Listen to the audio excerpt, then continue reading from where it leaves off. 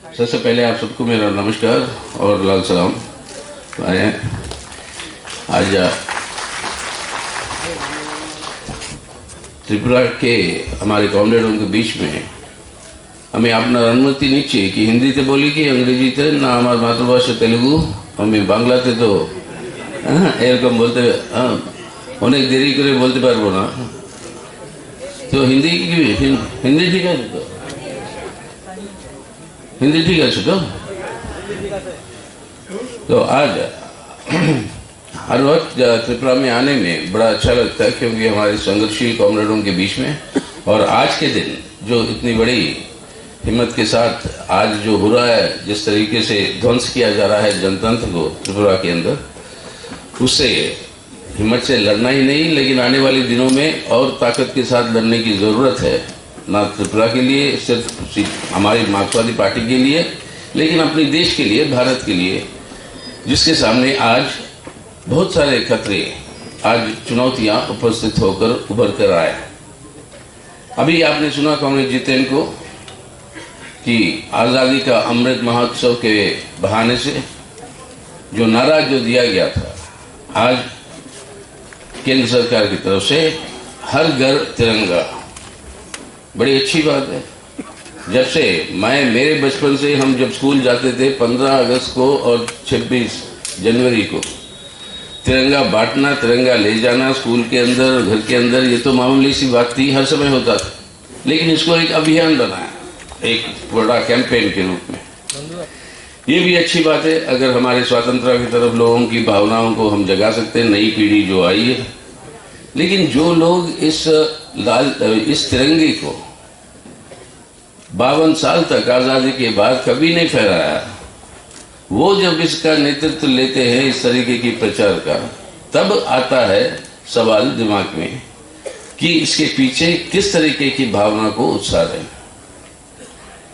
जब तक अटल बिहारी वाजपेयी जी प्रधानमंत्री नहीं बने देश में, तब तक उनके दफ्तरों से ये तिरंगा को फहराने की बात नहीं आई थी। लेकिन जबकि हमारे ऊपर निशाना लगाते कम्युनिस्टों के ऊपर कि हम जो है देश की आज़ादी की लड़ाई में भाग नहीं लिए, असलियत क्या है? 15 अगस्त 1947 को जब देश आज़ाद हुआ, हमारे नवरत्न जो है, हमारे 9 पॉलिट ब्यूरो सदस्य जो मार्क्सवादी कम्युनिस्ट पार्टी का गठन किया था, उसके वरिष्ठ नेता कॉमरेड A.K. गोपालन कन्नौर के जेल में वो गिरफ्तार थे। ब्रिटिश ने उनको गिरफ्तार किया था, लेकिन आज़ादी के दिन उनकी छुट्टी नहीं हुई, उनको रिहा नहीं किया गया। कन्नौर के जेल में उन्होंने तिरंगा फहराया 15 अगस्त 1947 को। कॉमरेड हरकिशन सिंह सुरजीत 16 साल के थे 1932 में। होशियारपुर के कलेक्ट्रेट के ऊपर जो ब्रिटिश का झंडा था, यूनियन जैक, उसको उतार के तिरंगा फैलाया और फिर अरेस्ट करके उनको जो है ब्रिटिश वालों ने, लेकिन बालक थे तो उसके चलते हुए सजा तो दी, लेकिन काला पानी अंडमान में नहीं बेच सके। आज अंडमान के अंदर जाइए आप, तकरीबन 75 से 80% जो नाम वहाँ पे जो लिखे हैं, जो उस कारागार में थे, वो सब कम्युनिस्ट आंदोलन, क्रांतिकारी आंदोलन से जुड़े हुए लोग। और सबसे ज़्यादा अगर ब्रिटिश हुकूमत का निशाना किसी पे था तो वो था कम्युनिस्टों के ऊपर। और इतने सारे कॉन्स्पिरेसी केसेस जो लगे, पेशावर कॉन्स्पिरेसी से शुरू करके पेशावर, कानपुर, उसके बाद मेरठ, और इस तरीके की कॉन्स्पिरेसी केसेस करते करते तकरीबन 12 कॉन्स्पिरेसी केसेस गदर पार्टी के लोग जो कम्युनिस्ट पार्टी में आए बाद में, ये सब कॉन्स्पिरेसी केसेस ब्रिटिश ने कम्युनिस्टों पे लगाया।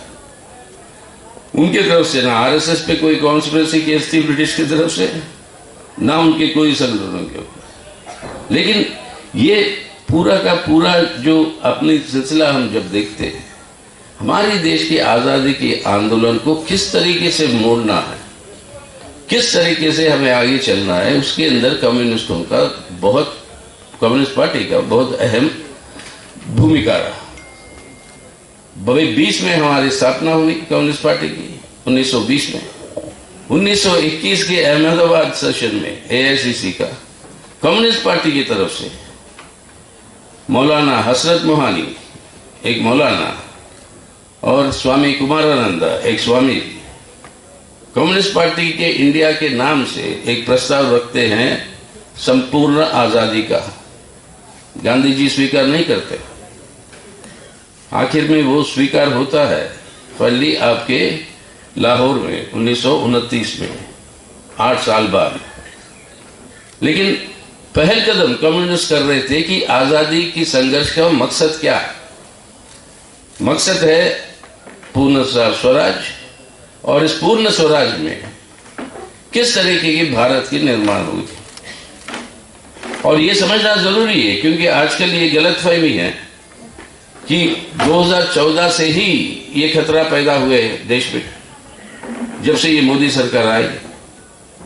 नहीं, ये खतरा हमारे देश के सामने तकरीबन 100 साल से मंडरा रहा। 1920 में कम्युनिस्ट पार्टी की स्थापना होती है, 1925 में आरएसएस का स्थापना होता है, और 1929 में पूर्ण स्वराज का नारा आता है एआईसीसी से, और 1930-31 में वो जो आपका कराची रेजोल्यूशन आता है जो संविधान का ढांचा बनता है। तब से लेकर एक 3 किस्म के व्यू पैदा हुए देश में।